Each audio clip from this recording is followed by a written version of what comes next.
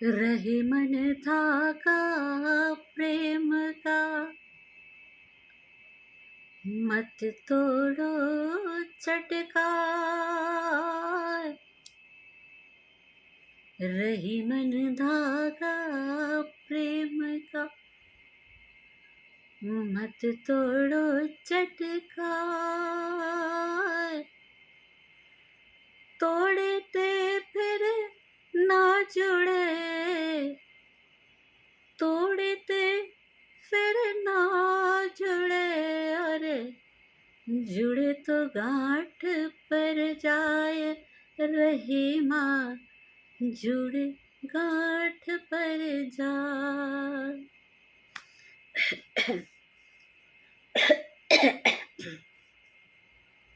रहीमदास जी ने बहुत ही स्पष्ट तौर पर बोला है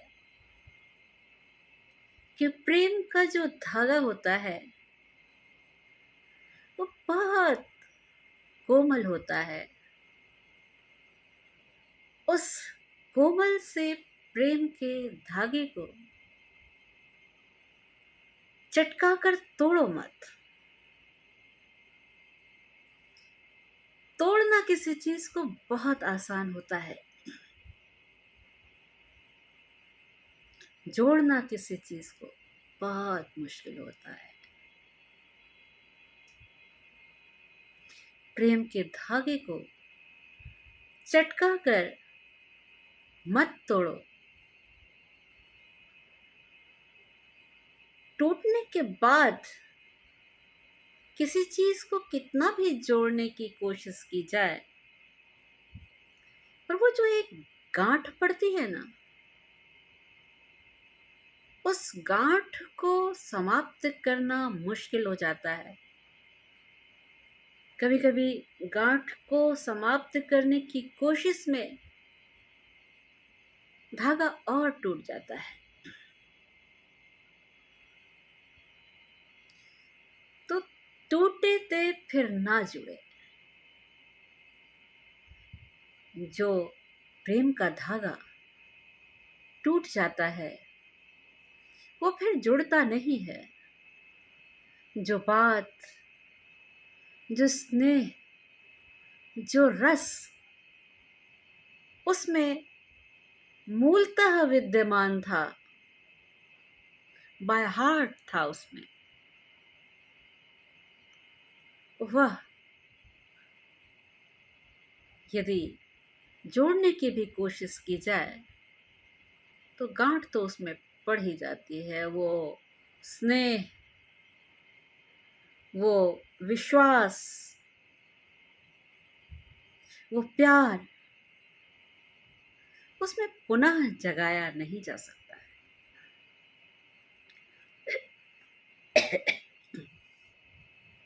आइए आपको एक छोटी सी कहानी सुनाते हैं, बहुत छोटी सी। एक बार एक व्यक्ति अपनी बड़ी सी महंगी कार को सुबह सुबह खूब अच्छी तरह से रगड़ रगड़ के धो रहा था, उसको चमका रहा था और पूरी तन्मयता से वो इस काम में लगा हुआ था कि अचानक उसकी छोटी सी बेटी आ जाती है वहां पर।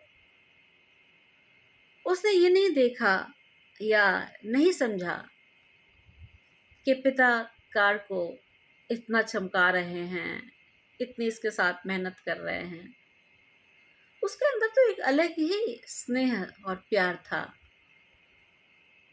उसने एक छोटा सा पत्थर का टुकड़ा उठाया और कार पर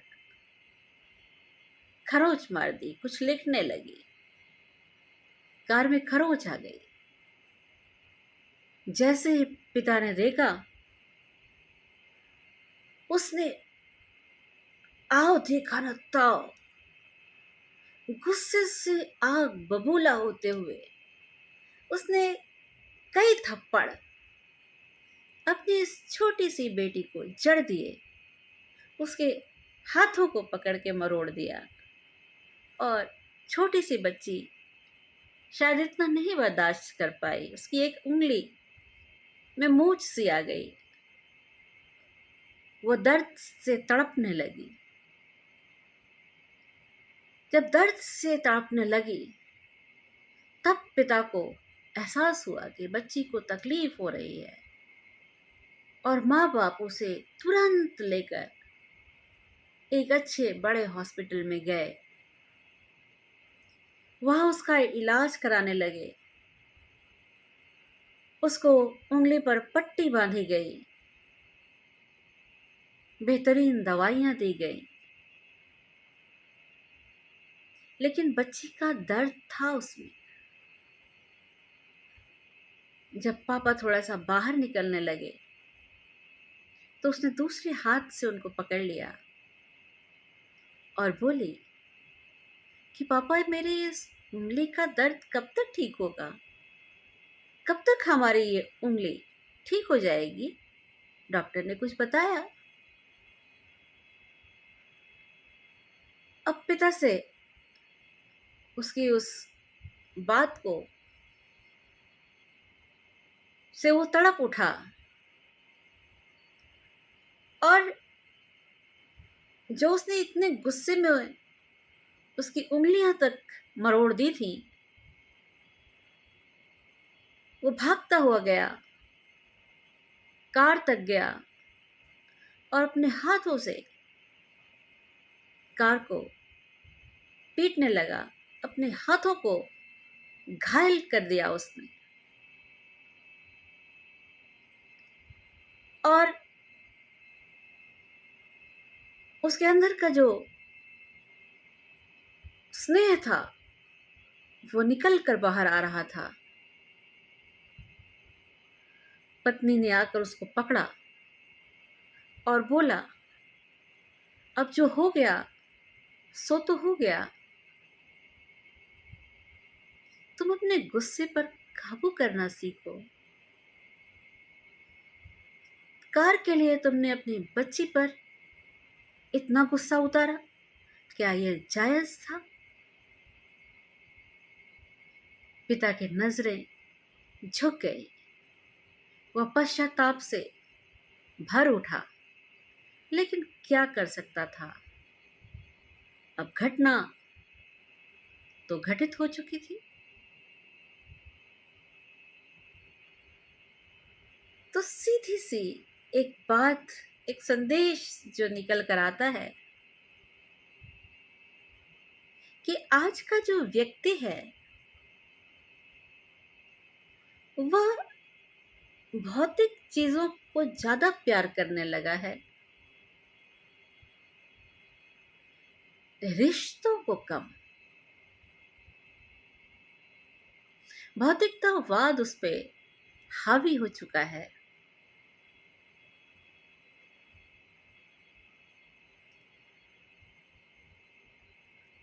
वो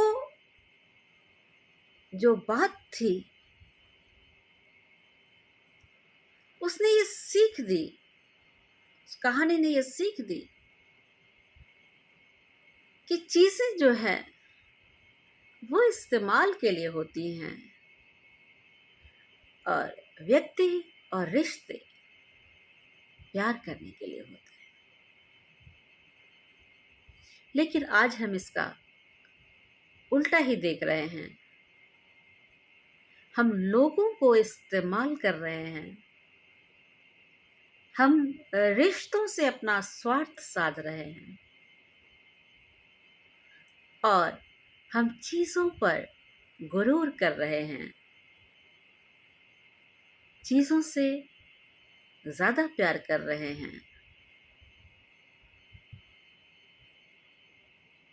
तो हमें बहुत जल्दी समझना होगा, क्योंकि अपनों से दूर रहकर जीना इतना आसान नहीं होता है। अपने तो अपने होते हैं। अपनों से प्यार कीजिए। अपनों की देख रेख कीजिए। अपने रिश्तों को पॉलिश लगा के चमकाइए। चीज़ों को इस्तेमाल के लिए ही रहने दीजिए, रिश्तों को इस्तेमाल मत कीजिए कि जब तक स्वार्थ रहा तब तक साधा, जब तक मतलब रहा तब तक स्नेह दर्शाते रहे, जब मतलब निकल गया तो दूरियां बना ली। पहचानने से भी इनकार करने लगते हैं लोग।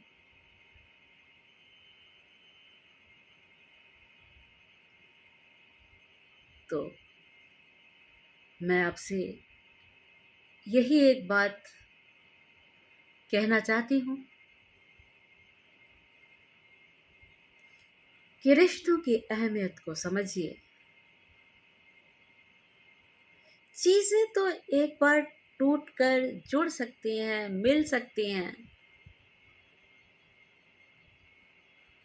महंगी से महंगी चीज़ भी एक बार यदि नष्ट हो जाए तो हम फिर से अपने प्रयास के द्वारा, अपने प्रयत्न के द्वारा उसे पुनः हासिल कर सकते हैं। लेकिन यदि अपनों का साथ छूट जाता है तो उसे हासिल करना नामुमकिन हो जाता है, मुश्किल हो जाता है। एक बड़ी छोटी सी सीधी सी बात है, जो अपनों का नहीं होता वो किसी और का क्या होगा। जो अपनों के महत्व को नहीं समझता वो कितने भी दोस्त यार पाल ले या अपने इर्द गिर्द, जिसे वो कहता है ये हमारी मैन पावर है, उसका जमावड़ा कर ले, मुश्किल वक्त में ये काम नहीं आते। मुश्किल वक्त में जब भी कोई काम आता है वह कोई अपना ही होता है। हाँ, थालियां होती हैं घरों में तो खटकती भी हैं, खटक जाती हैं, एक दूसरे के विचार भी टकरा सकते हैं,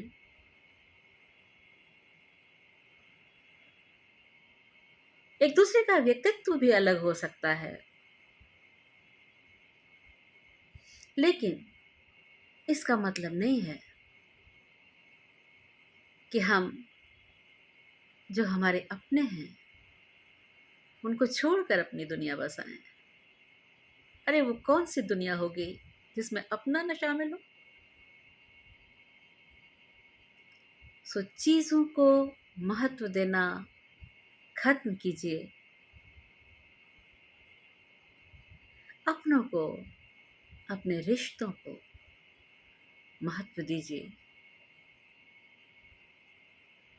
और हो सके तो उसे कभी मत तोड़िए।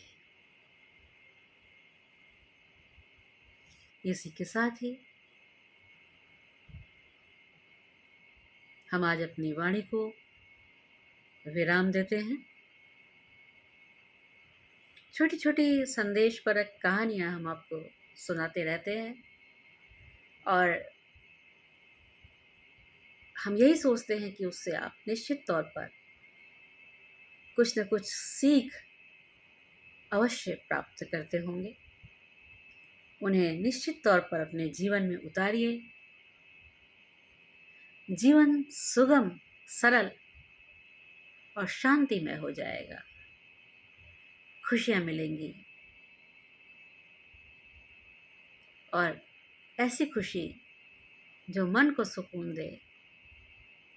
जिंदगी में इससे बढ़कर कुछ भी नहीं होता।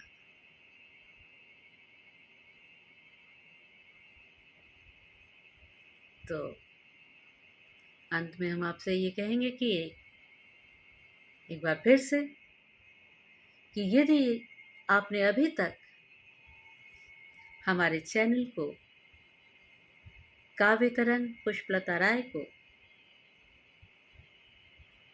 अपना प्यार नहीं दिया है, अपना स्नेह नहीं दिया है, सब्सक्राइब नहीं किया है, तो प्लीज़ जल्दी से उसे सब्सक्राइब कर लीजिए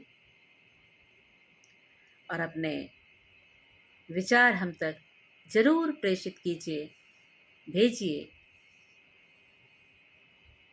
हमारे अंदर भी यदि कोई कमी आपको, हमारी बातों में, हमारे कथन में कोई कमी आपको नज़र आती हो, तो उससे भी हमें आगाह कीजिए। मैं उसे निश्चित तौर पर दूर करने की कोशिश करूँगी, लेकिन अपना स्नेह हमें बराबर देते रहिए, यही मैं आपसे चाहती हूँ। वीडियो को लाइक और शेयर ज़्यादा से ज़्यादा करें, जिससे लोग भी कुछ सीख प्राप्त कर सकें।